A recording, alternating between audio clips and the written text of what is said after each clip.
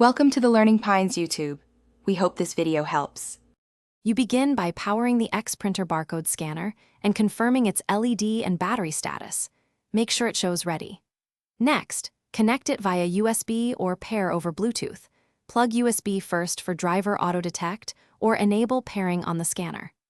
Once connected, open the Xprinter app or driver on your computer or POS, then immediately scan the supplied test barcode to enter configuration mode. This verifies communication and lets you change settings without guessing.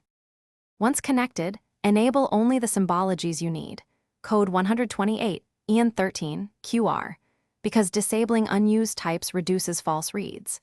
Then configure data formatting, add a prefix or suffix, choose keyboard wedge versus serial/USB CDC, and set the correct baud rate if using RS-232. Use the Xprinter configuration barcode sheet or the app to apply each change. Scan or send one setting at a time and confirm with a test scan. Finish by performing end-to-end tests in the actual POS or application. Scan several barcodes at different angles and distances to ensure consistent reads. Save or export your configuration from the app and update firmware over USB if Xprinter provides a newer version to fix issues.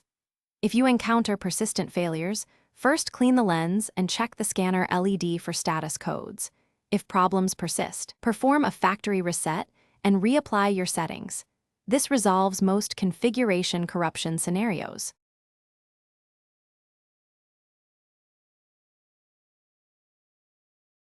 Thanks for watching. Consider subscribing if we helped you.